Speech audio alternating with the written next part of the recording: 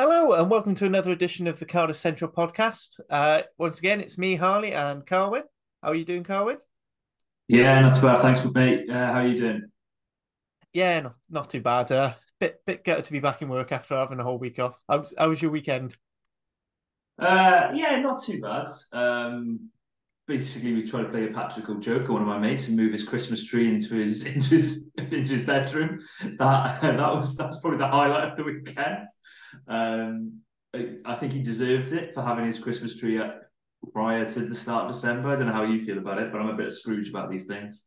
I mean, yeah, it's gonna be as much my wife tries to soften me out. She's been trying to play Christmas music in the car and everything. It's no, we're doing it. I've I've watched two horrendous Christmas movies on Netflix because I currently don't have Wi-Fi, so we're downloading things onto from Netflix onto my laptop, and I've watched two terrible movies so far, thanks to my partner, and yeah, we're halfway through a third, so it's going well.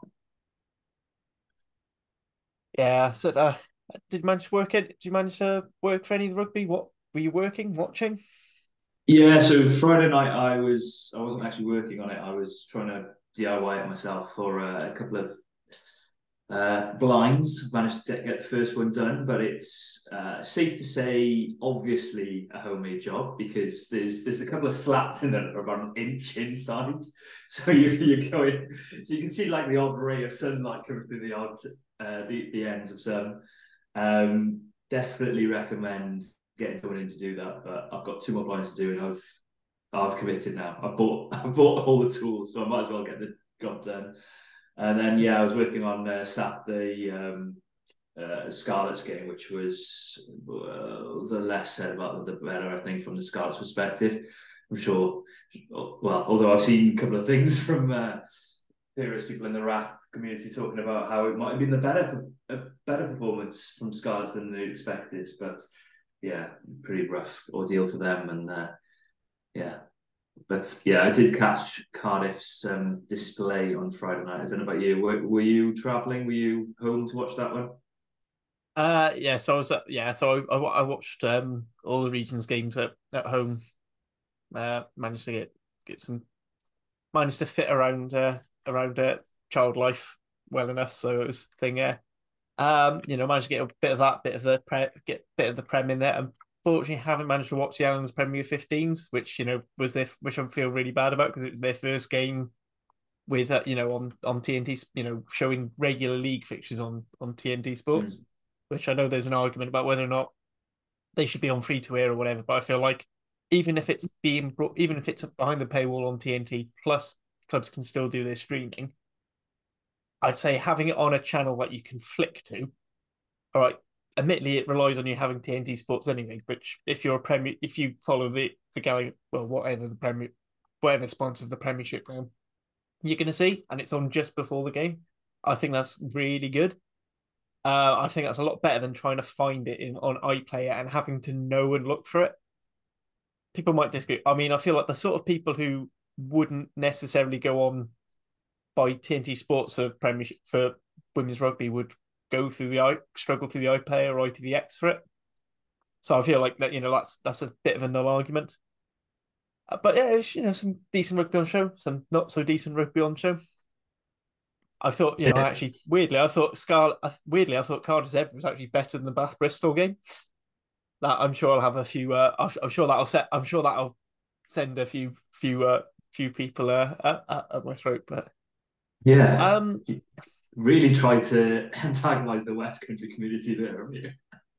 no, more aimed at a certain proportion who thinks everything's better in the Premiership, and I don't think the Premiership's as good. I think there was a point when that was true. I don't think it's necessarily as true now. Um, shall we move on to Friday night's game? Shall we have our opinions and then see what people who interacted with the channel thought?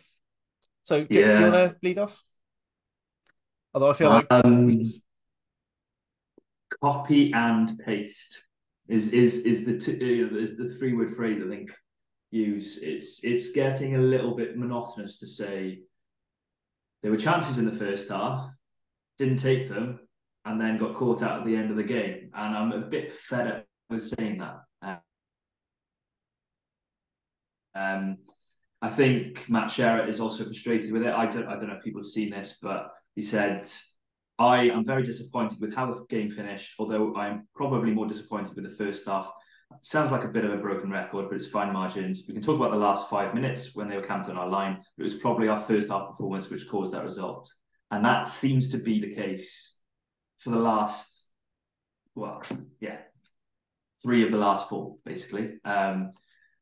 You talk about that Benetton game and that losing it in the last seconds, but it was missed chances in the first half. Same with the Scarlets. And I think that's the frustration, is it's the same mistakes that are getting caught out. And I don't know how you felt, Harley, but personally, I saw 10 minutes to go, or whenever it was when we scored that try in the corner, the conversion's missed, which turns out to be a crucial kick.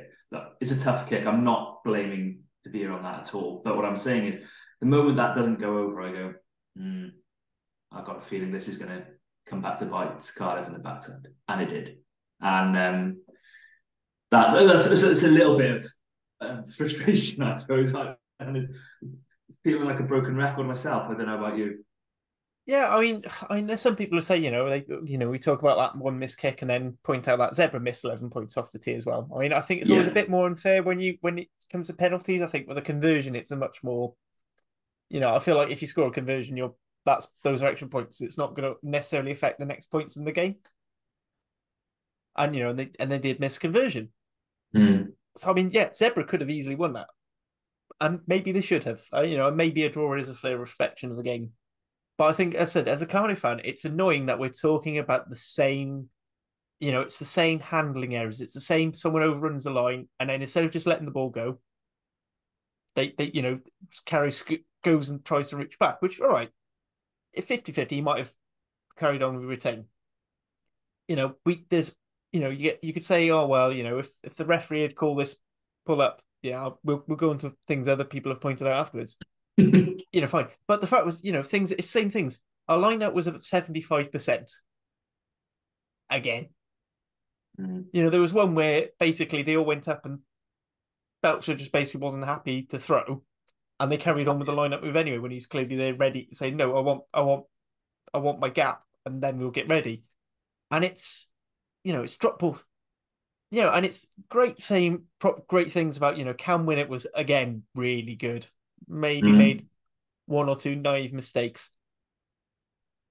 Mason Grady playing out with skin at the moment. I think he's doing really well. Ben Thomas, I think, had one of his best games in the Cardiff shirt, and I'm hoping now that regardless of what anyone else says, whatever issues we have in other positions, we keep him at 12, because I think he's finally getting the knack and he's starting to get the balance right between carrying, passing, kicking.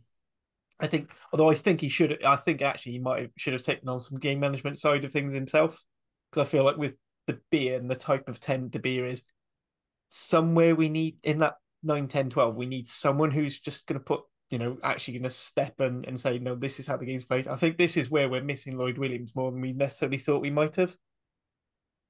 Because these are the sort of games where last season, the season before, he was coming in for Thomas Williams at about 60 minutes, booting the leather off it and keeping us in the right place. And so James from Rapping Osprey Series, he said, who are your leaders on the pitch? Because he couldn't believe that Liam Belcher's captain at the moment. Because he said, he's not the sort of quiet follow me captain necessarily, but I also don't see him in the ear of the ref. And I think that, it's such an underrated thing, being able to just talk to the referee and just saying, I'll bring it point, Foxy managed to do a brilliant little bit of captaincy in this. There wasn't much to take out of that Scarlets game that is positive, but Foxy's captaincy, when he pointed out that Doris was pushing the line between counter-rucking and playing the 9, and he sort of just put it in Holly's ears. So then the next time Kane Doss goes for a counter-ruck, tries to play Hardy, Holly's looking for it, pings him, and then he has to change how he counter-rucks. I mean, he sort of crept back towards it in the end anyway, which, to be fair, is what you want a good back rower to do. Yeah. But I feel like we've got a bit of naivety with that. Like, I don't see who's obviously standing up for as a leader for Cardiff at times. Yeah, I'm a bit baffled with the captaincy thing because I think it was Jockey early on in the season said something along the lines of it was Turnbull going to be captain, obviously injured currently, but then they were going to mix and match between Belcher, Ellis Jenkins, and there was a third name, but that's escaped me at the moment. I can't remember who the third captain was going to be, but surely Ellis is your captain unless he's not playing because he's got that experience. He's very good at chatting to referees. He's got that polite, concise look. This is what we're seeing. Do you mind having a look at it? That simple route. Not that I think Belcher's done a bad job, but yeah, is he your go-to captain? I don't think he is. Then again, Ellis Jenkins gets pulled after 60 minutes, shaking his head, or maybe a bit in before 60 minutes, and he was shaking his head coming off. So maybe he was a bit frustrated with getting subbed out there. I think the experience thing is noticeable. I don't quite agree with your thing on Ben Thomas. I do think he had a brilliant game, and he showed an area of his game that perhaps has not been talked about enough, which is his actual ball carrying. Normally, we're talking about his distribution, his secondary kicking, and all that sort of thing, but his angles of running, that first try, brilliant out to in line, catching the defenders. Well, I was going to say catching the defender's eye line, doing the opposite of that, avoiding the defender's eye line, if anything. Well, was it because he did two of those in the lead up to that try as well, which is the thing, it was exactly. that was his set, the one that scored the try was his second one, which I was really, it's a bit like when Max, the peak of Max Llewellyn was getting to do it, thing of getting that lovely cut. I was going to go Hadley Park-esque, to be honest. I think he was the best I've ever seen doing that line close to the line, in Welsh regional colours at least. And there was an added spice is maybe the wrong word, but an added dynamism to his carries, I thought, than normally from Ben. And it's the I best really liked I've seen him carry. And I think that's where I think it's starting to make him, I think it's starting to show 12 is maybe his best position because now he's got that in his game and he's not necessarily worrying. I get that point. My counter would be I'm a huge fan of Andre Pollard and what he can do that other 10s can't do is ball carry. And if Ben Thomas can carry the ball like that and add that to his game, it could be really exciting. I want to see Ben Thomas on the pitch. So if he's playing 10, playing 12, I don't care. He's a brilliant rugby player and deserves to be on the pitch. I was brilliant on the weekend, and that's long may that continue in short, basically. My only counter to that is it works quite well with Andre Pollard because you usually have someone like Willie LaRue at 15 who can step in and be a natural playmaker. Otherwise, you have the same issue that Scarlett's been having with Johan Lloyd at 10, where he's taking the ball into contact and then he's out of the game. And there's no one then to run the attack, and the attack breaks down.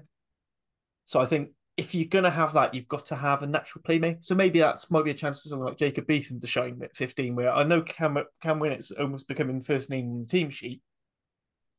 But if you do want your 10 to be a bit more of a crash ball 10, and you need that second playmaker, which Jockey is a huge fan of, then maybe that's where Beetham comes in, and maybe that changes it. And then you can have De Beer, Ben Thomas, Halaholo, or Lilo with Winnett at 15, or you go for Ben Thomas at 10, Halaholo, Lilo, and then or Grady, and then you bring Beetham in. Although saying I think Beetham actually is a decent carrying option himself because it was quite interesting seeing him played at 12, which definitely says to me Jockey's got an idea of what he wants his 12 doing.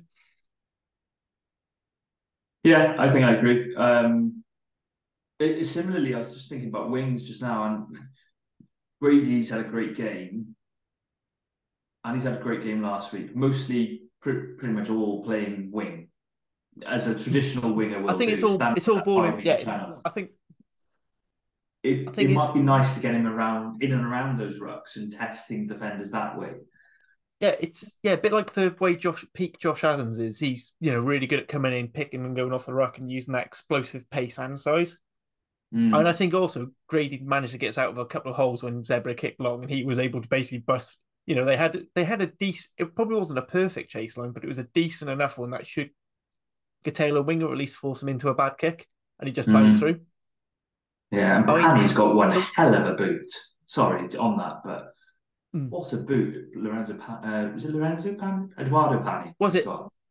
Lorenzo Oh, Pani was at 15. oh, sorry. And I think Jacopo Trullo as well. He was the Yeah. 14th, the winger. He was, and he was the one who stepped in at scrum half when Mm. Fusco was yellow carded, rightly, for a But fucking sick ass tackle. I was just going to say, what a stupid tackle. Like, you voiced it better than I did. It's just, Seriously, the only it only got worse. It only missed out on stupidest tackle I watched all weekend because both Luke Morgan and Johnny Williams managed to beat it. oh, yeah. Yeah. Almost all identical tackles. I don't think I've ever seen that many tit tackles in like such a No, small span of games. Not since they've no. outruled them anyway. Uh, Johnny Williams inside 30 seconds is up there for it's it's it, most. it's especially when it's probably the one team you do not need to be against 14, be playing with 14 for, because they're Oh, possibly the best at utilizing an extra man. yeah. I thought Trudeau was funny. To be fair, I thought it was. I thought that was quite. Sorry, not Trudeau. I'm not on about him. No, man, I'm on the scrum half. Let's go. I thought it was quite funny that he's clearly gone right. I've got to put a big impression because Mason Grady's running at me and he's beating two defenders. Right, I'll give it a proper go, and he's just got it so wrong. Mm. He's that tackle is he was lucky and not. Um, we're going to come to refereeing, but and not in terms of the refereeing is the correct decision by the letter of law completely, but he's lucky where Grady's landed because that could have been a lot more serious for both parties. Yeah, yeah. I think that was really serious. I think other points of note. Reese Littrick had a decent enough 80 minutes. I feel like he needed to come off about he definitely needed to come off after about 60, 65 minutes because the scrum started weaning backwards. And I don't think that's him, and I don't think it's technique. I think it's literally he just did not have the power in his legs past that to keep pushing that scrum, and he was just because he was. I don't think he's necessarily going down or going up or anything. I think he was just going backwards so quickly that sometimes refs will just say, "Yeah, that's a yeah," and I just think he just couldn't push any harder. And I think same then in the second row, like you just even just having the bulk of Rory Thornton fresh might have helped G it up. And it goes back again, copy and paste. I find the substitution strategy very weird. I always get why you don't bring Beetham on because I don't see where he'd have stepped in on that back line necessarily, unless you maybe took unless you took De Beer and moved or Ben Thomas off and then you pushed Grady into 13. But yeah, I mean, you've got a young tight. I know Will Davis King's still young and learning his trade and stuff, but he has got minutes at this level. He's he shouldn't be on the bench if you can't pick him. Let's be honest about it. He's been outed as this future Wales Yeah, international. Like, that's not whether or not he should have been in that summer squad is Gatlin thought he was good enough, gave him a shot. He's seeing him as a future Wales international. Why, if that is the case, if he does have that level of potential, he's got to play some point. yeah, So surely this season is the season to play him when there is literally no expectation level. The level couldn't be lower in terms of expectation for the four regions. So give him a shot. I know that may sound tokenism, but that's when you play your players really. Um, I thought Litterick played well and still be playing the full 80. We gave full credit to Wilco Low last week, but I think the difference was though Wilco Low was still making the impact. oh yeah, yeah. This is this I'm is not this trying is what I was to. saying is that it's like great. It's good for him. I don't think he necessarily gave up around the park, but I think when it comes to scrimmaging and just the sheer effort it takes to push Oh yeah, against that, he it's was that you watch Litterick in that last phase of play. He's blowing as well, and I don't mean that harshly, but the last phase of play, he's on the park. He is blowing. yeah. He's trying to get from ruck to ruck, and it I was don't think it's tough. harsh. I think that's just not what. It's very rare for props to be conditioned for that full 80.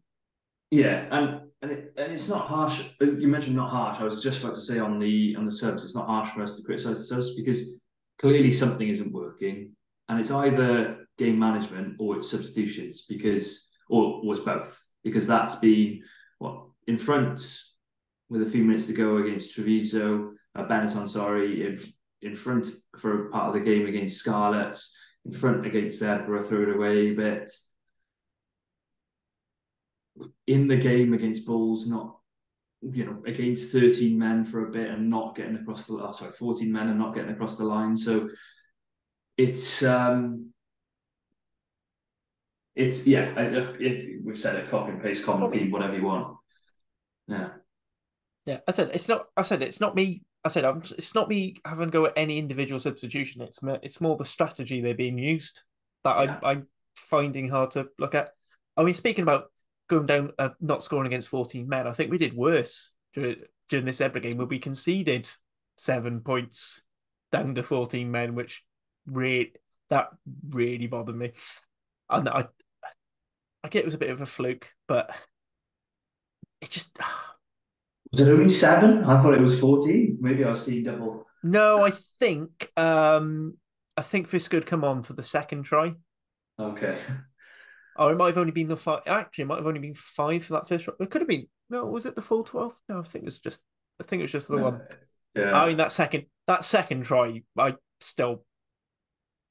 I feel like it's one of those enough was part of me is the part of me that says, you know, if there's enough to look at, if there's so much to look at and you really having to find a reason to cancel out, then probably just stay on the side of scoring a try. But at the same time, I feel like they've put so much effort to get into these points. You know, they went, right, was the player in front of the kick, that first kick? No, cool. Was that a knock on? No. Was that a knock on? No, he kicked it. And you can see the player who scored the try in this one, in the main camera angle they're using. And he looks in front. And the fact they didn't then go, oh, he's he in front of the kick. I felt like it was almost like they gave up. They went, oh, we've found three things. None of them worked out. Mm. Part of me, I mean, I don't think that's why we lost the game or drew the game. You know, again, I think it's the same old issues. You know, where we couldn't. You know, the amount of messages I had on the rap group chat of saying, "Oh, Cardiff ever do any catch pass drills at all and things?" Because it just seems to be constantly dropping balls. And Jockey did address it last week, saying, "Oh, because we're trying to play a high tempo, big expansive game, there are going to be handling errors." I went, yes, but we're making the same sort of handling errors all the time, and it feels like, and it's almost the same. It's almost the same point in a phase, and it's like, well, are you running this in training and it's going to hand and it's fine? That's one thing. But if they're making these errors, and it almost feels like they always do it. Are they even doing this in training? One thing as well I thought was really annoying was going wide to wide seemed to work up until about 10 meters out. But then to get to the width, you have to do such a long loopy pass. Their defense seemed to drift perfectly. And I feel like it was really naive that we were kept carrying on this wide, and very rarely were we trying like pick and go. I know Mm. people hate it, and it's not the prettiest bit of rugby, but it's effective. Like there's a reason why France are love this submerger shape because it's such a good way to get people on the foot and just that little offload shoot and just you just almost have your full pack. You can put a blanket over them and they just go put, put, put. And when you've got carriers like Tamani and Carey, why are we not using them more? I don't know if that's necessarily the players, the shape, the coaching, but you feel like you almost needed to have those. When we scored that try was from when we were throwing these direct lines. It's a clever line. It's not necessarily being bigger and stronger and getting over. But it's still direct rugby because you're cutting at the line. You're not trying to go around a defense, which you're more likely to be able to go around a defense further up the field because they've got to drop players back for the kick. That becomes Mm. less important the closer to the line. So that's when you do need to make these direct punches. I mean, I think it's a common theme amongst all Welsh teams from senior level down about that. But like the 22 conversion rate just isn't great for all our sides at the moment. Yeah. But Let's. I feel like it's especially frustrating for Cardiff because of how easy we're finding it to into the 22. Our shape seems to be working really well for that. and then we cock it up because our line out goes wrong. We throw the line out wonky, or it's too easy to read and it's stolen, or we concede a free kick for this or that, or we do a series of scrums and we end up spending half an hour scrummaging and not actually doing anything with it. I think these are the bits. Anyway, I've had enough of my main bits of rant. I don't know if you got anything to add before we go on to what other people have thought about this. No, I thought it was quite topical that when you talk about dropping a ball, I dropped a pencil. So that was quite that was quite timely. But yeah, I just to add a little bit, I suppose the amount of times Tamani carries the ball, you expected to drop one or two, but it's not just one or two at the moment. It's been a bit too many, and that's one other thing I'd say. And if you're gonna play this high tempo play, you have to work so hard on your basic skills to make sure it works. They have to be drilled in. Let's be honest about it, at a young age, and that's not, that's not blame to anyone at the Cardiff setup. That's maybe something more illuminating about the whole Wales system. But the frustration of the game, there were some nice moments. That try is brilliant. Starting with the counter attacking from Tynus. I suppose we haven't actually spoken about that and how positive that is. The counter attack that leads to the second try, breaking out from the own 22. The one that sort of gets us back into it. Then breaking out from your own 22 and working way up the field, and then go through pretty much just one phase and then scoring. That's brilliant. That is perfect counter attacking rugby. But for every moment of that, there is a drop ball. There was one Carwyn a kick which frustrated me exceptionally, where they've gone to the short side and it's a 2-on-2 and he's put a kick in and it's gone absolutely nowhere. And it's just like little grubber, and I think he had Ben Thomas on his outside. It just wasn't on. That kick just wasn't on. And yeah, it's a little bit same old Cardiff, but you mentioned earlier no Lloyd Williams, no Reece Priestland as well. I think both of those have been huge losses and just closing games out. And that needs to be, and not having Turnbull on the pitch, mantra. I think as well. I think Turnbull as well. I think he again is that calming head. I think we're talking about leaders and leadership. I mean, there are players there who should be leaders, but like Seb Davis and Thomas Williams should be far more. They should be more vocal. They should be dragging us through. Ellis Jenkins as well. Again, both our loose heads should they've been around long enough. I just want to go through just to point out when people are saying, "Oh, it's not," or maybe Zeb, the draw's fair. So, to sort of exemplify sort of the game we seem to be playing. So this is Cardiff to Zebre now. 225 passes to 106, 173 carries to 118. That in itself is meaningless. 598 meters to 351. 5 breaks to 3. The URC stats says 8 to 2. So I'm using CRFC fans, which I believe you use Opta stats, and at least then I've got more. 15 offloads to 8. 37 defenders at 22 beaten. We got 14 turnovers to 10. I don't know if that's the thing that I conceded. They missed 37 tackles. We only missed 22. We won 120 over 124 rucks. They won 88 over 3. I mean, that's, I think, more of Adamson, not Tango White, which is the mistake. If anyone's listened to the rap before this, I made the mistake of that.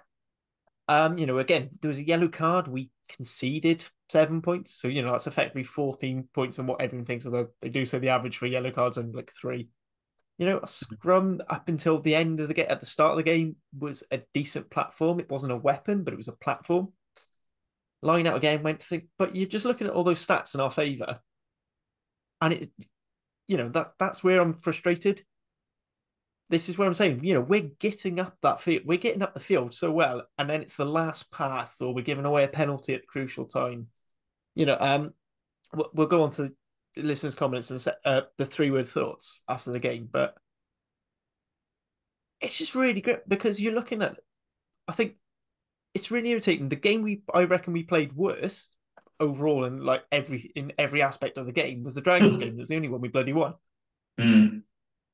and it's one of those things. There's so many positives to take out of this game, but I'm fed up with just taking positives. And I know it's going to be a hard season, but you've got to remember is this first block of, this up until New Year, just before New Year's Day, we'll have played 2/3 of our derbies, and we're currently on 1-1 lost one. We've played both Italian teams who are much stronger than they were, but are still in the weaker half. They're still weaker half tables teams. We played, and we've played a Bulls team who, I'll be honest, they looked like they couldn't be asked for most of that game and still won. And I'm there thinking like I don't know where the wins are going to come from next season because we've got trips to Ireland, got two big island teams coming to us, and a South African tour, and I don't see where I'm being really pessimistic now, but I don't see where we're going to get anything that looks like a result. And if we're struggling in these games to get things to click, those are going to be harder games to get right. That's before we mention the fact that as much as I'm saying that Europe's going to be pure vibes for us and we should just be there to have fun. Bath are looking good now. They're not the joke they were last season. They're starting to look serious. Harlequins, again, fantastic team will run us around. And then we're going away to Toulouse and Racing. And, they're very, by that point, I think Toulouse will be up to full strength again because they've been a bit under strength because they haven't really got all their internationals back. And Racing are starting to look actually a serious team. And you're just there looking at those fixtures and thinking, if you're a Cardiff fan, you're thinking, I don't want to turn up for that. I mean, I hope everyone does. I'm certainly trying to make sure I get to a few games coming up now. Family and work reasons I can't at the moment, but I'm certainly planning on doing more. But it's just depressing. It's just depressing to watch and to think about. I don't know what you think on that. No, I agree. I think if Cardiff come out of those first, what are we on now?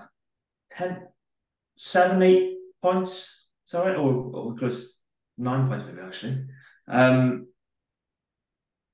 Should be on 15 to 20 points. Yeah. It's not exaggerating. That's a fair reflection of the start of the season in terms of performances and being in games and who they play. You then look at second half of the season, you talked about that. There's no points to be got in South Africa. That's just not going to happen. Do well to get a couple of losing bonus points out in Ireland at best. If we're honest about it, that's a fair reflection of where it is at the moment. Still got Scottish sides to play who started the season really well. And let's be fair, we've not got a good record up in Edinburgh. Well, we certainly. I mean, Glasgow has been a bit more, up until the last season or so. Us versus Glasgow's going to be, actually for Connacht as well. It's been a bit of whoever plays at home. But Glasgow are looking really, Glasgow look like they're carrying on from last season, which is a top 4 side. Yeah, Edinburgh look like they bounced quickly. As in, yeah, I mean new structures. That Dragons game seems to be more the exception than the rule. I was surprised that they've turned it around this quickly, but then getting Ben Healy in is one hell of an acquisition. So, I mean, it means that they've got between Ben Healy and Emmanuel Buffelli, you cannot give away a penalty. 65 meters out? I'd say I reckon between the two of them, they'll probably be able. They'd certainly give it a good enough go, and if not, they'd have you 5 meters out from the line. And you've got 2 fly halves who can win you the game in 2 different ways. Well, I mean, Buffelli. I meant with King one. Yeah. Sorry. Yeah, yeah. I mean, that's what I like. If you're playing King all at 10, he's going to rip you to shreds. But yeah, it's. And I said, I don't think we're going to repeat what we did 2 seasons ago when Leinster come to town. No, because I don't think Leinster are going to put out the thirds again. It's the Reece Ruddock All Stars. I think some Irish podcasts have referred to that sort of secondary team, and it's. I don't know. I mean, I said I hope I'm wrong. I hope now that we go on a 16, was it a 10-11 match winning streak now, and get to a decent playoff position. but the realist in me doesn't see it happening. Because we've had the same for the last two URC seasons. We've had a very nice front half of the season, and again, I don't think we've made the most of it. Definitely haven't this season. That's definitely the case. I think looking at the second half of the season, sorry, I just got the fixtures up just for my ease, but I think that Connacht game is winnable at home, as we mentioned. Yeah, I think That I does think tend to Connacht is go a to who plays at home wins. That has been the typical way. Then you've got Leinster. Then you've got Glasgow and Munster away. Good luck. Oh, we're away to Glasgow. I thought we were home to Glasgow. Yeah, Away to so both. Good luck on that. Away to Ulster then. Again, good luck. Edinburgh at home is a winnable game, but if Edinburgh are going for the league top six for whatever, well, I mean, it's going to be so difficult. I just think back to Edinburgh then you go to South Africa in May. It's going to be horrendous. It's going to be so warm out there. So yeah, all the best. Basically, yeah. Sorry. Yeah.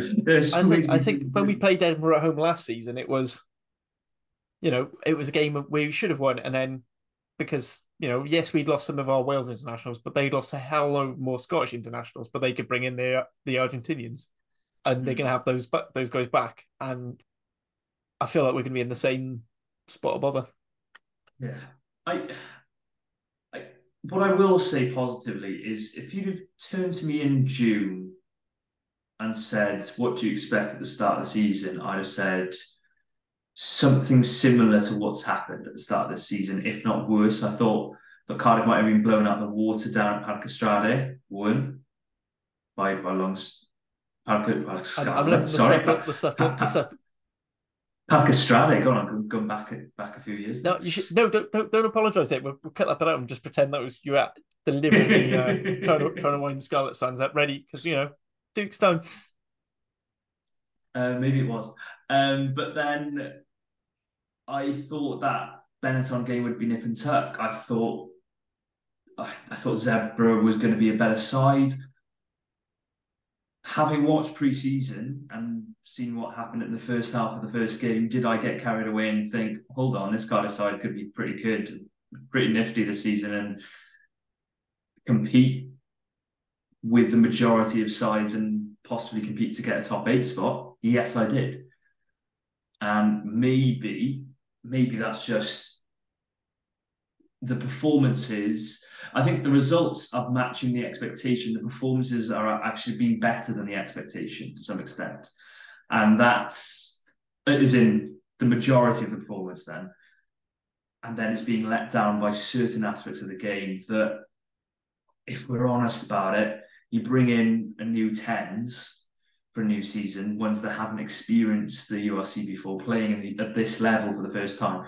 It's not really that big a surprise that the game management aspect is struggling, and with smaller squads, that the substitutions and bench aren't making enough of an impact to see you through games. If I'm being a realist about it, that is the summation of it. Really.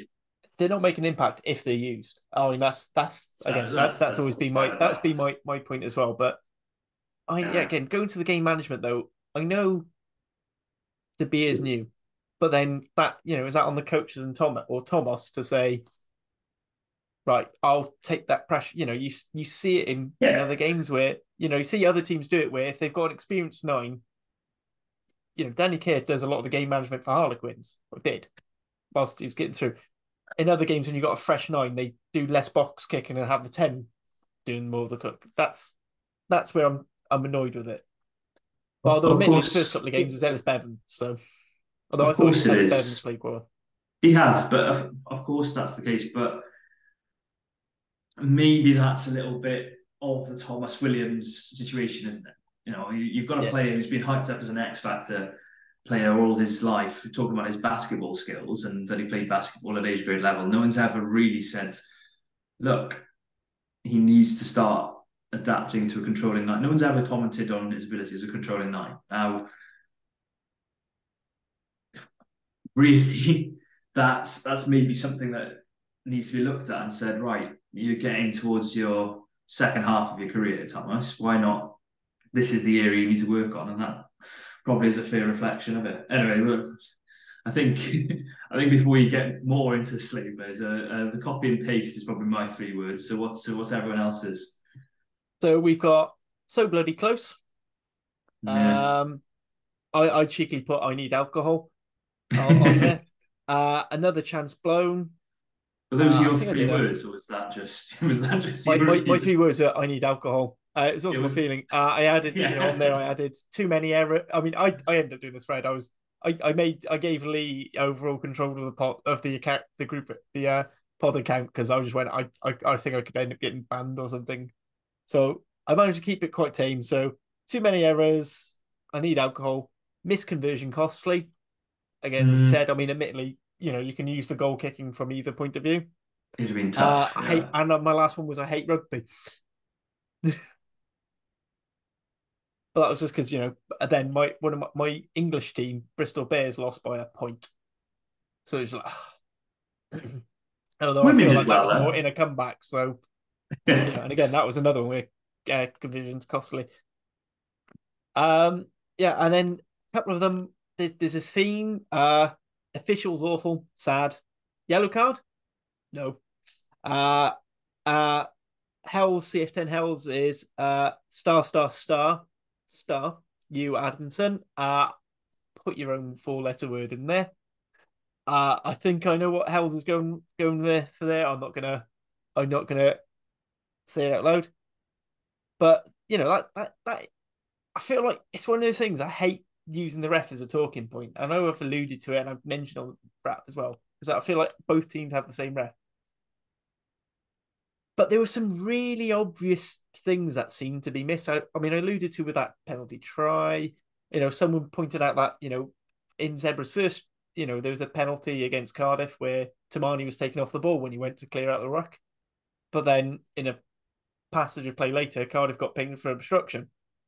Got pinged for got the ping for taking the man out. And even that last 5 minute defense, you have plenty of people saying, well, they've got their hands, the Cardiff players are picking up the ball. And as far as we can see, they're on their feet. The ref might have a different view, but then he's like, oh no, let go of it. And the ball's already up in the air. And you're just like, it's frustrating. The fact it's got to be frustrating, isn't it?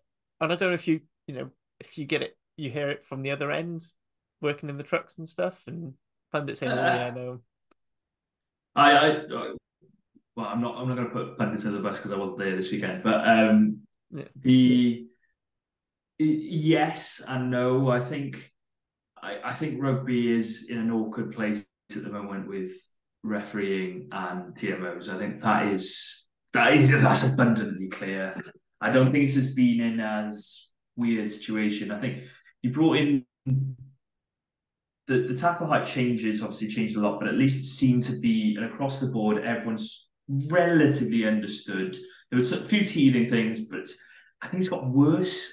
I think, and this weekend there were a few other decisions that have baffled me. That the slap down, you do well to find a more cynical slap down of a pass. So that was the penalty, deliberate knock on against Zebre that was given as a penalty and not a yellow card because apparently it wasn't going to lead to a line break, despite there being 2 players outside and there was a covering defender, which was the 15 coming up. I just don't understand that rule in my head. If it's a cynical play and it's clearly cynical in that act, it has to be a yellow card. There was one few seasons ago with Bowden Barrett against Wales that wasn't given as a yellow card, and I still can't understand that one. But the slap down rule is one thing. The head contact rule is also a bit weird. I don't know if you saw one of the cases in the Prem yesterday or the day before, where there's a player making a tackle and then one of the supporting latchers makes head contact with him, and yeah, the tackler gets penalised and given a yellow card. I was like, I just don't understand. I think yeah." That things that are yeah, that was the Chiefs, the ex Chiefs game, and I was there like that, and they went, "Oh, so because of this, yellow," and you're like, but I feel like, yeah, that was one of those really weird ones where I feel like it was almost rugby instant, or it almost progressive penalised the latcher because the latcher's the one who comes in. It's almost like progressive he's the one who rugby instigates say it. yeah, But sorry, I feel like progressive again, I rugby feel say like it's the argument of like if the ball carrier dips and then goes in, I know in community games that is penalisable. I don't Yeah, know if it has been, but it's. I think it is yeah. one of those issues. There's so much grey, but I think rugby's yeah, again, I a weird get crossroads. I fans' really do. frustration when they see it, and especially when you feel like it's the same things that get missed against your team week after week.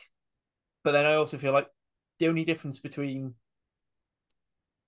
a lot of the Welsh fans and having this thing and say like the Irish fans is the Irish teams are coming out on top, so they're winning games. So it almost becomes less of a talking point because it's like, yeah, we got hard done by the ref, but we pulled through. And the same thing, that we have this discussion every podcast where scrum penalties come into the thing. Is like, you can't have a go at the ref. You can't have a go at the ref for calling what he sees because if the ref has said you're doing this change, or whether it's bringing your feet in, even if it's the opposition player who's pulling it down, you've almost got to change the picture to say, look, I'm doing what you've asked me to do, and it's still going down. So maybe it's the other guy.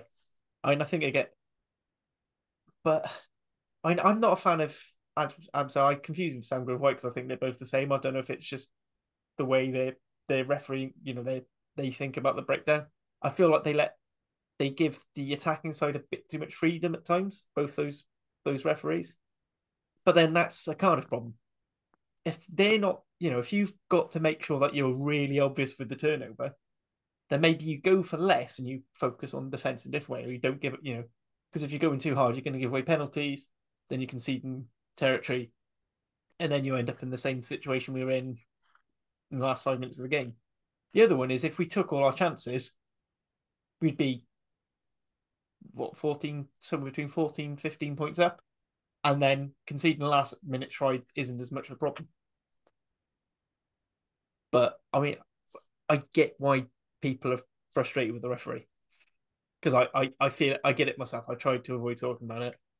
I hope I don't. It's probably won't be the last time we talk about it because sometimes I'm a bit hypocritical of that, but it's just really irritating when you think you can see an obvious penalty and you don't necessarily understand why. Yeah, I wouldn't. I don't think my slight worry with it at the moment, and my slight worry with rugby in general, is it's not an individual referee that I've got an issue with. It's more of a collective, um, and not necessarily the referees. Even it might be some of the laws or some of the interpretation of those laws. I'm still getting over the kicking to touch and a player being able to jump from off the field into the field and catching the ball and somehow being in play. That to me is just Yeah, I don't get why absolutely. that's law, but I like the fact we've got a player like Thomas Williams who can make the most of it and has Yeah, done. yeah. I get that. That is definitely the case, and having some players do it, and it does add sort of these spectacular moments. But I really liked certain laws that they took out. The what was it, the 1 foot out, 1 foot in. I quite like that as a law. I quite like that. When if you had 1 foot in touch and caught the ball, then you could take it all the way back, or 1 foot over the Yeah, dead ball line while it's travelling. That take it all the way back. I thought that added to clever play. But yeah, yeah. anyway, some the I, laws I, I couldn't be here till the cows come home with yeah. every single law interpretation and every single law, because with every single law there's about six I think interpretations. sometimes as well when balls get ripped and they get called knock-ons, the ball gets stripped back. I don't. I agree with you there. It bothers me sometimes, I but agree with you there. I. But then again, I also don't like it when a ball gets ripped forward and then ref miscalls that, and it's like you ripped it forward. Don't. Especially when you're like, it's not. I'm not. This isn't the Cardiff game. I think it's the Scarlets game. I saw it, and the ball got ripped forward, and then Scarlets managed to regather and then knocked on, and then it was a scrum Leinster. And you're just like, the only reason they got in that messy situation was because they ripped the ball forward and back. And I mean, to be honest, those are niggles. Those don't have serious issues. My bigger issues are when they ignore foul play. Like someone pointed it. I was talking to someone at work and he said, I found it really weird that like he said at one point, oh, I saw a Zebra play go down and he stopped the game immediately and then restarted. But then he let Zebra run over a Cardiff player who was down injured. and things like that I don't like because I think that's dangerous. Spoke again on the wrap about the Luke Morgan yellow card. And for me, that sort of tip tackle, where if the only thing saving you from the play you've tackled being landed on the head is their own self preservation, I think that should still be a red because that's the dangerous thing is if he's incapacitated, then that's thing. Like, I don't think that at one play self preservation should save you from your own stupidity. But those are the laws they are, so I have no issue Yeah. with the decision. That's more I dislike how the law is, what the law is. But then at the same time, I think it's one of those ones where they try to ease off. And same with high shots and stuff. I much rather they kept the zero tolerance for a bit longer and everyone felt the pain of that, and then they could then add mitigation a few years when those sort of tackles are actually very rarely to happen. Like I know we pointed out how we had 3 tip tackles in 3 Welsh games, but they are a minor. You don't see them anywhere near as often as they were back when it was controversial for Sam Warburton to get a red card. That's part of the hope, isn't it, with these headshots, isn't it? That's where that's going to go. That we're going to But I see a feel like every time similar. they, yeah. So We're going to I see think I a. feel like every time they try and find mitigation to try and appease coaches and players and fans, it waters it down. I feel like we're going to have a lot. It's going to take longer for it to come out of the system. You Yeah. know, but that's Mm. yeah. I mean, that's yet another rant. I could do a full hour podcast on if I really wanted to, Yeah. if not more. Let's. Well, some news, I suppose, for Cardiff, isn't it? Alan Lawrence. Yeah, Let's let's talk go about with some that. good news. Yeah, obviously pulling up some big trees. We talked to Macaulay Cook a few weeks ago, and he was very complimentary about his influence at Jersey Reds, and you know what happened at Jersey Reds has happened, and it's devastating for so many players. But it's nice to see Alan Lawrence getting another opportunity, and especially with Cardiff. And I think it's fair to say it is a position where, with Faletau out for a long time, and both of them yet to make his return. It's been a bit of a juggling act with Tamani playing there and Seb playing there, both who are second rows and a bit, perhaps. Um, Yeah. you Although know, I think I Tamani has suppose. been done very well at 8. I would like to add that. I think he's been quite good. But yeah, I think because I feel like Big Al didn't really get the chance he deserved for Cardiff his first stint round. Yeah, I For agree. whatever reason, whether it's because they thought Rafty or both of them. I think we had Sean Moore as well at various points. I think Al had some injury issues as well, but when I thought when he did play, he played really well. Mm. And I think it's quite nice having just another big ball carrier because if you've got Tamani in the second row and then you've got him there at 8, it just improves. I mean, I feel like we weren't struggling for carrying actually on the weekend. I felt like our carries were making ground. It was just sometimes a link between it or having successive carries to keep piggybacking. But yeah, I think Alan coming back is great, and said maybe hopefully he gets a bit more of a chance than he did last time out. Yeah, and he's like I say, he's earned that chance by playing very well at Jersey, and which was, let's be honest about it, they were one of the best sides. Well, they were the best side in the English Championship last season, without that. So therefore, And that was despite not having a fair bit of money, but like not even Tailfinder's money. so yeah, I'm very excited to see him back, and hopefully he can churn out a few brilliant performances. I'm sure he will in the future. That's the one bit of signing news, which does seem to be coming in drips and drabs more often this season. I think that's going to be a common theme, whether it be loan Yeah, players, etc., moving back and forth. Um, yeah, I don't know. Has Max Clark moved back yet? Do we know that, or because it seems like Josh Reynolds has, isn't he? I think Josh Reynolds had, but that was an issue because I think they were struggling for loose heads. Mm. So they're basically dragging, and that's the way most of these loan deals work. Is as soon as you need that player to fill in. Whereas I feel like Dragons probably aren't all right for centres. They haven't necessarily pulled him back yet. I don't know if how it's going to stick around this time out. Was he on the? Pretty bad. I should know this. Was he on the? I don't think he was on the bench, was he? This time out.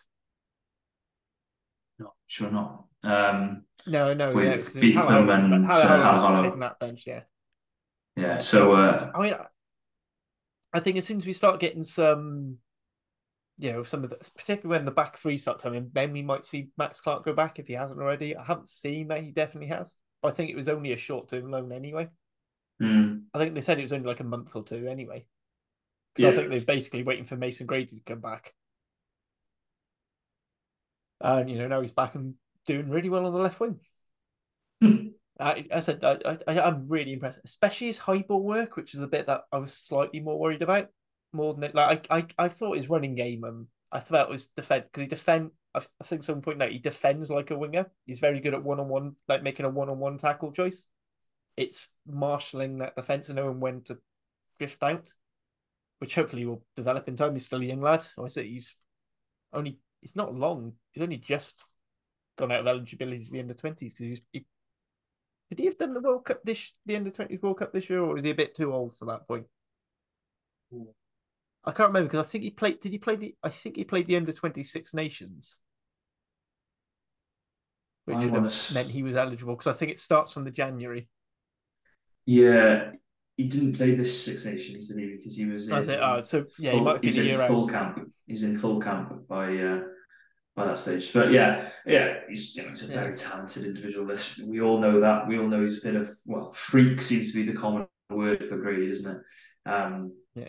In terms of both strength, pace, and power. Um, in some ways, that was the sort of combination that it made when John Davis was coming through at Scarlets. I remember there was Mm-hmm.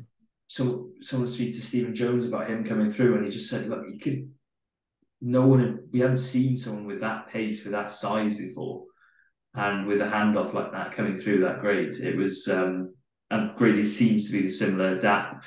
It's just about fine tuning the extras now and getting those extra skills in so that he can become a masterful 13 or winger. If that's where he's going to be, that's where he's going to be. On that, I suppose, where with him going so well, I suppose you don't want to change him from the left wing position for this weekend. Uh, yeah, it's one of those things. I think if we go for the selection for the Stormers now, I swear I'm saying this most weeks, but I kind of don't want to change it up. Really, I kind of want to see everyone having another run out, just get combinations and things clicking. The only person I bring in is the Bath winger whose name I've already forgotten, which is Amo really Webb. bad. Yeah, Amo Webb. Hamer Webb. Yeah. Sorry. As soon as there's multiple names, I start more than like a one name. Like if they could all just be like Dave and Dave Two, whatever, or that way, like that wing for Bath flows off the tongue for me. But yeah, I'll say unless you're trying to bring him in, fine. I mean, shall we just go through the go through the team? We'll do it the correct order: 15 to 9, then 1 to 8. But yeah, so I Yeah. think 15. I think we're both thinking stick with win it. Beetham's done nothing wrong, but Uh, I do think you Beaton will want come that extra in. kicking? Do you I want think that for the Beaton will come kicking in. games, maybe? Yeah, and his exercise. I think he's going to come Mm. in. I don't think it was a coincidence that he came in against the Bulls. Mm. I think it might have been size plus kicking. So I wouldn't be surprised to see him come in. And that, like I say, nothing against Cam. Played brilliantly. I've really enjoyed watching him at the start of the season. I always do. He's a box of tricks, but also showing a bit more um, not durability, but sort of halfpenny-esque qualities. Let's call it that. Than I had come accustomed to from Cam. Then I might be tempted to see Hamer Webb on the wing, but then again, Millard's done absolutely nothing wrong. He's been brilliant Yeah, when he's played. and same for Grady. I don't think. No, But then they're keep both him there. in theory, they're both centres. I mean, I know there's the debate of is Millard a winger or a centre. I know you're more of he's a centre camp. Grady, I'd love to see more at 13. Hmm. Just more because I think he needs that game. Like I feel like I stand by he was brought up to Wales a bit too soon. I think that was more desperation and just wanting to have a like for like replacement for George North. I think he I might have come back a better player though for it, which is yeah, always good. yeah, I think so as well. I think it might have been a Gatland ploy. Gatland did it in 2011 where he brought in a few young centres in. Let's not forget, he brought Scott Williams and Jonathan Davis in around 2011, both around the same time, and just gave them a go. And I think he was trying to bring them to build a combination there with Joe Hawkins, who incidentally won Player of the Match on the weekend, if you weren't aware of that. But Yes, he did. He played very. Speaking of playmaking 12s who are having a decent carrying game as well, Joe Hawkins looks like he's suddenly found some size. he's a special player. Let's be honest about it. Shame he can't play for Wales at the moment. But yeah, I do like Brady, and if we're going to be consistent about it, keep talking about wanting Ben Thomas to play in whatever his best position is. We disagree about that on this pod, but we keep talking about that. But then we want to see Grady in his best position, and that is 13. So it's difficult when you've got someone who's playing actually really well in Lilo and keeping him out of his preferred position on merit as well. So yeah, I suppose Lilo at 13 still. I don't see any reason to I change think that. the only thing I said is if you're not moving Grady in one, I'd say keep Lilo, maybe stick with Halaholo on the bench to cover 12 and 13 again, or you start Halaholo and have Lilo on the bench. Because I think I'm not gonna surprise you by saying I'd start Halo at 12 and move Ben in, but that's not. I said that I mean last week as well. that's fair enough. I feel like though I think Sherratt's stuck his nail. I think he's Oh yeah, stuck his colours to the continues to be a mass, and the beer will be playing pretty much every minute. I think unless he gets injured, I mean, we might get to a point when the season's gone and there's literally nothing to play for, and then he starts experimenting a bit more. But as things stand, we've had a bad season, but a good or bad in terms of I think we've pretty much got rid of most chance of getting to the top 8, but we mathematically definitely still could. But yeah, so I think it might take on that. I think it's probably going to be the B. I'd like to see Thomas have another game at 12 and have again. I just want to see combinations playing game after game. I'll just have block, even if it's a block of 4 and then they change up and then give someone else a block of 4. I'd rather that. Again, I said I just don't think he's going to start Ben Thomas at 10, not unless there's a Wales pressure thing. It'd be nice to see him have some time there, but maybe later in the game. But again, I don't see it happening. So I said I think I centres agree. for me is a bit horse of course. I think Thomas is probably going to start 12, but then again, I could equally see. But then equally, he might go again for having more direct size, or at least that direct threat. Halaholo, I know he doesn't tend to use his size as much as his footwork, but it has the same effect. And you almost know you're going to get that game line with Halaholo, which I Yeah, think Ben Thomas is still working out. I think if Ben does play, he's up against one hell of a prospect, by the way. And Zulu is if he plays the way he played against the Scarlets, that kid is. Someone described him as the Muhammad Ali of rugby, and I can't. From what I've seen, he looks the real deal. Apparently, he's a 10 playing 12, and that is, he looks the real deal. So yeah, if you want to test yourself against a ball playing 12, there aren't many better up and coming prospects in world rugby at the moment than the man he'll be possibly facing on the weekend. I assume 9 is going to be Thomas. So I can't see him not. I think Thomas is going to start as long as he's available. Yeah. Just purely because he is our best and most experienced now. Again, Yep. I said if Ellis Bevan, or whether it's Ellis Bevan or Jamie Hill on the bench, I'd actually like them to get some game time as well, because they're not going to get to that thing. Personally, if I don't know if it's just because he's still not 100% fit, I'd like to see Jamie Hill coming on with over Thomas, over Ellis Bevan.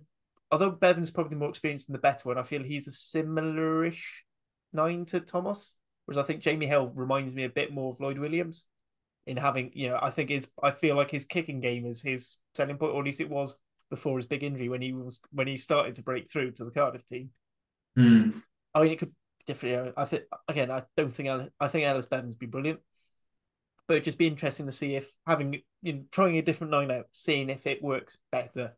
Because if we are just saying this is a season for Hurt and experimenting things, we might as well actually try different players and actually play them off the bench. But if they're I not going to was bother, then it didn't really I was matter. going to make a line about maybe Thomas Williams at 10 then, but us move on from that. So I made that joke a couple of weeks ago. Thomas the 10 engine. Shoot, shoot. Yeah, I was so chuffed when I came up with that. That's unashamed. I'm not even going to bat an eyelid on that. Loose head prop. I think in that switcheroo situation, it's going to be Domachowski this week. Yeah, Um, I think Carey. I don't know whether it's. I think it might be weirdly a height thing. So they, people have made an inverse issue with like Dan, when Dan Sheehan and Andrew Porter scrimmage together, and actually Andrew Porter seems to scrimmage better when he's got Ronan Keller at hooker. And sometimes if you have two different height, and you've got like a really tall hooker or a really tall prop, and the other one's shorter, it makes it a bit easier for the opposition tight head to split and cause problems because it looked like the Zebre pack were targeting Carey and as an 8, and that seemed to be an issue. I think like Domachowski's a bit gnarlier and he can hold that better. Also, I think Domachowski is just the strongest scrummager of the two, just hands down. So yeah, I think that's a better thing. I mean, I don't think it matters which tight head Stormers bring off, whether it's Dragon's Own, the adopted son of Gwent Brock Harris, or yeah, they've been starting at the moment. Yeah, Fouché. I'm not even going to pretend to attack. So, but then again, it's a South African side. It's a cliche, but they do genuinely have very good scrums, no matter which team you come up against. So yeah, I think probably Domachowski. Guessing Belcher is fit, so he gets the run out again. And he's currently captain, so can't really drop him. And then Littrick tight head. Guessing yeah. Don't think there's any controversy there. yeah. Is this the last game of the ban, or is there one more to go after this? I think it is. I think he's got this one. Also, no, because what was it? Was it 4-match ban? Was it a 5? I think it was only a 4, wasn't it? It's running in my head that it's a 5-match Might ban, be, but was it? Might have been a 3. Because I'm sure I remember no. looking at it and thinking that seems unduly lenient. No, I think no 5. I'm sure it's no 5. Yeah, because he had a Five red card this year before. Five's ringing a bell because he did already have a ban, and so yeah, I think there's a Yeah, so it'd be next week because yeah, this would be game 5. so Litterick tight heads. I like Litterick, so it's excited to see him get some more game time. Second rows, I don't see any need to change I unless I quite like that. The only thing is, I think Shane Lewis Hughes is out for a bit, so I mean that experiment doesn't carry on. Just for a bit of rotation, you might bring Thornton back in. But I mean, it depends. If Alan Lawrence is coming in straight away, you might be bringing Tamani in. But doubt it. I think the way Sherratt's done it is the newer signings have had a couple of weeks to get bedded in.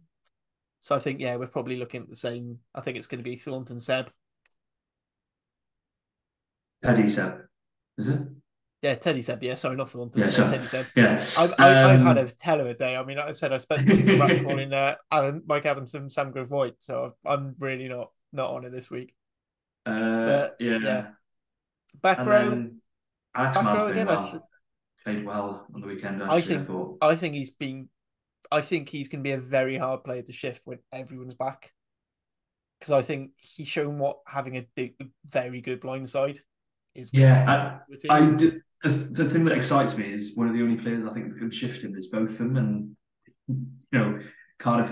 That's going to be a really interesting battle coming up is between Alex Mann and both of them. Whether both of them also plays 8 or 7 as well, it's by the by. But that's going to For me be. personally, I like both of them as an 8. I think Yeah, you've said that before. Yeah, I think if you give him enough time there, I think he's going to be a genuinely good player across the back row and almost a perfect player 20. But I think 8 is where I think because I think he's just got that physicality and carrying off the base, and actually he's pretty good off at controlling up the base.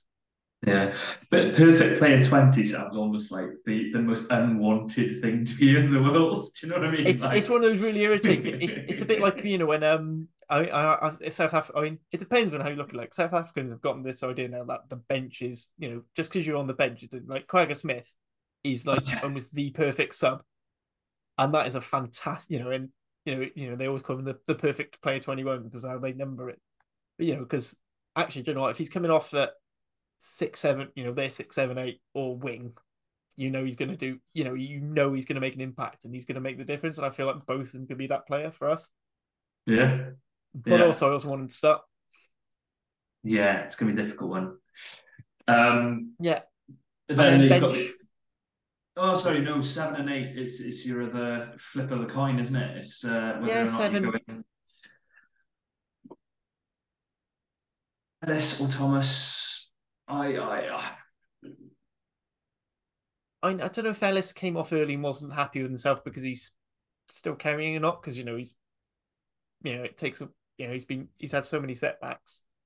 I think Thomas makes a I think Thomas Young makes such a good impact off the bench. Can potentially leave you exposed because I feel like Thomas really is only a 7. I know he has played at 6 and 8, and you can always move Jenkins over, but I don't really like it. And I don't know. I think that might be a flip of a coin. I think it depends. Like, do you want Ellis's leadership, or do you want like the pace and like just how And actually, Thomas Young again also he's quite a dynamic ball carrier as well. I mean, think neither are offering in the lineout, so I mean, it's a bit of a horses for courses. 8, I think smart. I think we just got to stick with Tamani for yeah, now. it's going to be Somali. I think personally, I'm going to say Ellis Jenkins on the bench purely because we've been talking about leadership in the final 20. This is I what, think yeah, this is where, this actually, I'm quite with you on that one. And yeah, speaking of the bench, so if you're saying Jenkins 20, I'd probably have Young, Thornton at 90 as the replacement lock. yeah, And then I guess then we go for Evan Daniel purely because he's more experienced than Ethan Lloyd. Unless this is the game I, we bring I, Mark Jones in. I still Not Mark really Jones. like Evan Daniel, and yeah, it's Mm. that's the I second think he time you've comes done off that and he Mark gives us Jones something. mistake, by the way. Yeah, no, I don't know what it is. I see these players and that's it. That's their name now. That's it. It's gone. My ability to recall names is completely shot. David Hughes, I think you mean, but I like Evan Daniel a lot, and I will keep banging that drum. So no, Mm. Yeah, I more game time he gets, the better he's going to get, and I really do like the look of his physique and size. Carey will be seventeen, actually, 18. I think his lineout's actually a lot better because I think he had one really dodgy one the other day, which I feel like was more like just the nerve, like nerves of like coming off the bench and wanting to make an impact. And then he was pretty flawless afterwards. I thought he did quite well in the game he started. I'm surprised he came off. So yeah. Yeah. Sorry, I sound like I'm related to him. I've always liked him. I've seen him at No, do you know, Anfield. no, I like him. I said he just has that. There's just that bit about it. There's something different I quite like. Yeah, so I think Yeah. he's been your 16. I said probably Carey at 70 at loose head because we both think Don Chelsea's going to start. And Will Davis King reserve tight head because we have no one else. Yes. It's basically it. We're basically playing the Yes. two tight heads we have. Yes. I was going to try and phrase it in a more positive attitude of like, hopefully he gets some more game time this week because he's a. I'd like to see him actually come up. I'd like to see him come off the bench and show what he can do. Yeah. And actually, I feel like I almost feel like although they're probably the two weaker pair of props, they're similar heights. And I think Evan Daniels a bit taller as well, if I remember rightly, looking at things about the squad. So actually, I think as a front row that might be a bit better. Again, they're gonna be up against a very strong front row. Hopefully, we can have a game without too many scrums, which always helps because then it's more their open work field work. But Yeah, feel that, and then that was one thing we didn't say is that with all the handling errors, there are more scrums, and they haven't exactly been the era of strength for Cardiff in the last 4 or 5 seasons. So, yeah, I mean, I said fewer that first handling couple of errors will games. go a long way. said the one game where we seemed to be on top in the scrum was the one game where we didn't seem to be making it. There wasn't enough errors to make the most of it. Yeah. Um, Yeah, and then back. So I suppose we go on to the backs replacement because I'm assuming we're sticking with 5-3 because it's not really we don't really do 6-2, so I think it's safe to assume it's gonna be that. So again, as much as I'd like Jamie Hill off the bench, it's probably gonna be Ellis Bevan, yeah. I think. And then I saw Al Robson played for the Rags in a win last week. So I don't know if that's just him being relegated or we're gonna go with two centres again. So maybe, if either, I think if we're sticking with whichever combination of Lilo, Halaholo, and Ben Thomas is starting centre, the third one maybe takes either 22, 23. Yeah. It's a bit of a weird one on this. I think you're basically picking between Ardwell or Ben in a weird way. Is your second choice 10, and it depends how Sherritt sees it. Um, I haven't, I've spoken about both of them and how much I like both of them. So it's difficult. I think if you're Ardwell, you will be desperate to make up for what happened in that game against the Bulls, where, let's be honest about it, didn't have his best game off the bench. Is this the game to really give him that opportunity? I would say no. Um, but then again, when else do you do it? Because we talked about the hard fixture list, so it's a difficult call. I think if Ben starts at 12, it's more likely it's going to be Halaholo on the bench with Cam Winnett or Beetham, depending who starts at fullback. And I think that's probably what's going to happen. It might even be that Ben Thomas is the 22, and then you've got your 23 as we said, Beetham or Cam Winnett. But I said uh, the other thing is that if Hamer Webb starts, then you might have Grady on the bench, or you might have Hamer Webb on the bench with Grady starting and Millard start. You know, I've yeah, got I don't know if we've been having the two fullbacks more as a to fill the jersey and not necessarily, it's not necessarily been an active selection choice. It's been we don't really have the numbers to go. Whereas now having this extra back three player, it it does become a bit more of a selection discussion. yeah, I do like having a fullback cover because I don't know if you saw Dragons a couple of weeks ago. I had Robbie Williams covering fullback, and after a couple of minutes, Hey, when Angus O'Brien suddenly broke his wrist, but yeah, he didn't have a bad game at all. But I feel like you're always going to have a bit of weakness somewhere on the bench, but it's managing it yeah, again. That's whether that's as much as I think neither of us are particularly keen on Ben Thomas as a fullback.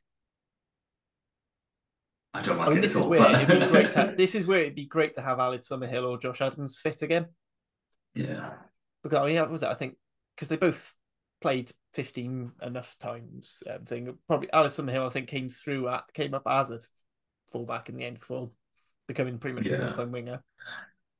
and with Josh, to be honest, it's a difficult one because if you've got your Cardiff hat on, you don't want to see him playing 15. If you've got your Wales hat on, you kind of want to see him playing 15 because those two young fullbacks coming through at Cardiff, you want to see them get as much game time as possible. But from Wales' perspective, it's quite exciting to think of Rio Dyer plus Lewis Summit plus Josh Adams in a back three. That is quite exciting. Um, so yeah, I don't know what's going to happen. I'm very much in the Adams 15 camp over the Lewis Free Summit, which I know is the sexier, more popular idea. But I feel like I think it comes to everyone wants an exciting fullback. I want a fullback who will defend really well I think and it's has fit. a more rounded kicking game. And for me, that's Yeah, Adams at the moment. yeah. I think it's fair to say we haven't billed this as the sexier, more attractive pod, have we? It's never No, been. It's just been more sort of this rant about what's going on. Substitutions and scrums seem to I want more furious competence. Sexy be. stuff comes after furious competence. I I don't want to hear your bedroom scenes, but let's move on. um, yeah, I think that's it.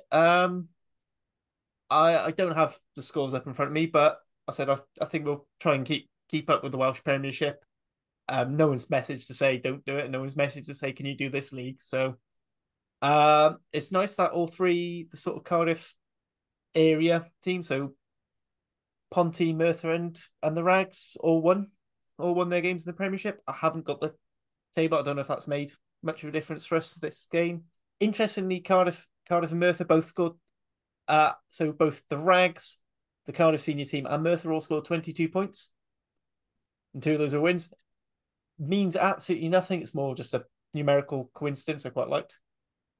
Yeah. I said, are you searching something up? Searching it up now. I was just looking at the table just out of pure curiosity. Obviously, Abervale won as well on the weekend, which was a big win for them. There's still that 10-point gap between Merthyr in fifth and Evo in fourth. But Merthyr have a game in hand. And 2 games in hand on Pontypool, who are third. So they are still in that top 4 hunt, even though it did appear a couple of weeks ago that there was a bit of a gap forming there. Cardiff, likewise, 2 points further adrift. So, Ponty 2 points further back again. So they are all still in the hunt. It's whether Pontypool drop off, which I do think is possible, because I don't see Llandovery dropping out of that top 4. I don't see Newport dropping out of that top 4, and Abervale are playing some really good stuff. So it's whether Pontypool drop off if you're going to see a Merthyr, Cardiff, or Ponty jump in there. Along with Bridgend, those are they are the most likely. Along Aberavon still have a chance as well. But yeah, it's going to be an interesting Indigo Prem this season. I am quite excited about it. You've also got this EDC stuff going on in the background as well, and the Cardiff regions have given a unanimous approach on that so far. So we'll see if that it's the most united I've ever seen these sides. Yeah, I was going to say when was the last time Cardiff and Ponty agreed on anything? But yeah, that's all playing a part in the background, and I don't know where I stand on it, to be honest. They've taken a hard stance on it. They feel strongly about it. They will know the circumstances better than I will ever know them. So that's for them to know. They've made a decision that they think is in the best interest of their sides. The issue is, and I assume the worry will be, is if they get caught out and left behind. And if that is the case, then it's quite tough to get back in. So yeah, we'll see how it goes this season. Yeah, I do think it's quite an exciting Indio Prem season, so I can highly recommend everyone watch and go and see the games or watch on SOC as much as possible. Who's the Thursday night? So people are aware. Who's the Thursday night game this? Again, I really should just get this up on my screen myself. Well, I should know off the top of my head, but it is Pontypridd against Carmarthen. I am working on it, so I am. But yeah, Ponty are at home at Sardis, so yeah. You might catch one of our rival podcasters, Yeston, when he's doing his your co-host on the Welsh language pod. Well, I will be working from the safety of my own home, so that is the joy. But yes, So if anyone's not aware, Yeston, although he says he's a huge Ospreys fan, he's firmly entrenched in with Pontypridd at the moment as one of their social media guy. He does a lot of their match reports and stuff. So actually, really good read. I'm going to give Yestin one further shout out, and he's going to kill me for it, but he started a work placement at Wales Online, and he's already churning out articles, and they're all much better than average Wales Online articles. So one to watch out for, and some good reads there. Yeah, Yestin, he's a good lad, really good lad. But you have reminded me that I did send him a message earlier when I saw that Wales Online article, and I was like, I will read that later, Yestin, but congrats. I haven't read it yet. So that's reminded me to read it. Thank you very much. Yes, thinking of articles and stuff, have you published anything recently or anything you want to plug? I am very quiet at the moment. So if anyone's got a hotline to anyone needs a freelance writer, let me know. But I am very quiet, enjoying or hating my DIY process currently. but I I will think be I doing think some the fact that stuff you're not coming sure up. whether you're hating or loving it means you're doing it right. At least that's my Yeah. experience with DIY anyway.